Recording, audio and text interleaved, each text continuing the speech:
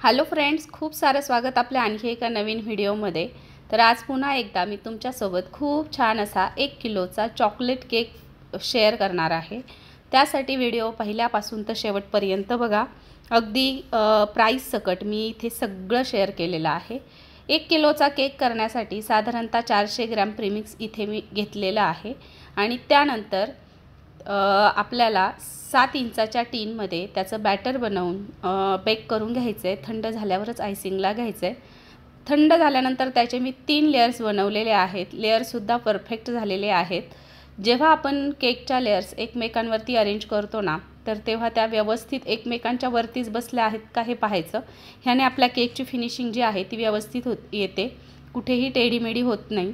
तर आता पुन्हा एकदा क्रीम घेऊन त्यावरती मी स्प्रेड करून घेतले आणि इथे मी फिलिंगला थोडं गणाशच वापरले, कारण केक जाणार होता माझ्या स्वतःच्या मावस भावाच्या बड्डेसाठी। हे मला शेवटपर्यंत माहीत नव्हतं। केक माझ्या इथून एक साधारणतः हे बघा, असंच काही ना काही होतं। एकतर केकला धक्का लागतो, नाहीतर ट्रायपॉडला धक्का लागतो। केकची ऑर्डर तर मला आली आणि केक कुठे जाणार म्हटल्यावर त्यांनी सांगितलं अशा ठिकाणी आणि अशा व्यक्तीचा बड्डे आहे असं नाव टाकायचं। तर मग ठीक आहे म्हटलं। मग भावासाठी म्हटल्यावर मी आणखीनच मन लावून केक केला। असं नाही की मी कस्टमरसाठी नाही करत, पण खरंच थोडंसं एक वेगळं फिलिंग तयार होतं मनात। तर या पद्धतीने पुन्हा एकदा त्याला छान असा केक मी बनवला। आणि केकची प्राईस म्हणाल तर केकची प्राईस मी 600 रुपये केजी प्रमाणे घेतलेली आहे। साधारणतः मी 600 रुपये किलोप्रमाणे माझ्या शॉपमधले केकसुद्धा सेल आउट करत असते।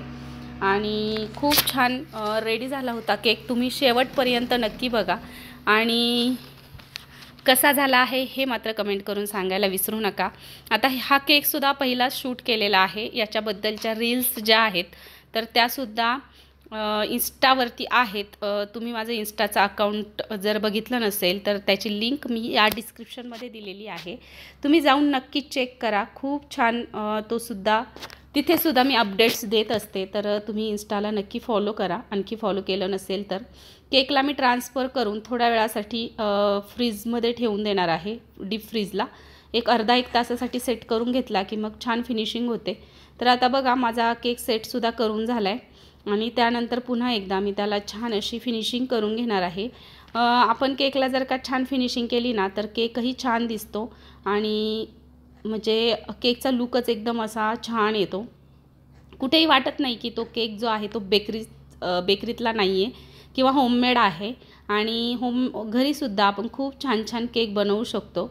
आता हे काय झालं होतं माहीत नाही, पॅलेट नाईफच्या साईडला समथिंग लागलं होतं, ते पुन्हा मी क्लिअर करून घेतलं, पूर्ण क्लीन करून घेतला आणि मग पुन्हा एकदा फिनिशिंग करून घेतली। मी म्हणते असं काय होतं आहे माझ्या पॅलेट नाईफला, नेमकं काय झालं आहे, काही क्रॅक्स आलेत केकला की क्रीमला। आणि जेव्हा पॅलेट नाईफ बघितला तेव्हा समजलं की या पद्धतीने झालं होतं। फिनिशिंग करताना कसा पॅलेट नाईफ पकडायचा काय हे मी तुम्हाला सगळं सांगितलेलं आहे। इथे मी झिगझॅगचं स्क्रेपर वापरलेलं आहे आणि त्यानंतर आता इथे बघा स्क्रेपर उचलताना माझ्याकडनं थोडीशी गडबड झाली। असं नाही की गडबड माझ्याकडनं सुद्धा होते।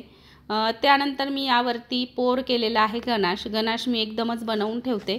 बऱ्याचदा त्याचीसुद्धा मी रेसिपी अपलोड केलेली आहे आणि आता एक रीलसुद्धा रिसेंटली केलेली आहे पोस्ट, तर तिथे जाऊन तुम्ही नक्की चेकआउट करू शकता। त्यानंतर छान असं स्प्रेड करून घ्यायचं आहे, अगदी अलगदपणे करायचं आहे, नाहीतर मग गणाशमध्ये आपल्या केकची क्रीम मिक्स होऊन जाईल। तर आता हा केक माझ्या मावस भावासाठी होता म्हणजे, आणि त्याच्यामुळे मग फार बरं वाटलं मला आणि अगदी सुंदर असा केक मी आणखीच बनवून दिला।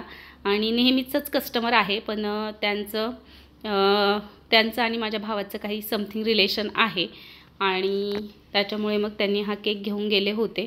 तर या पद्धतीचे काही डेकोरेशन्स आम्ही बनवतो।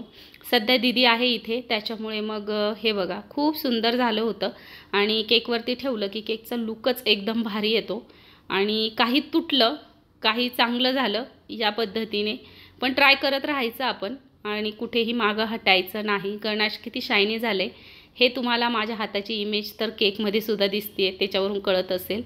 काही या पद्धतीचे टॉपर्स बनवले होते मी, ते सुद्धा ठेवून घेतलेत।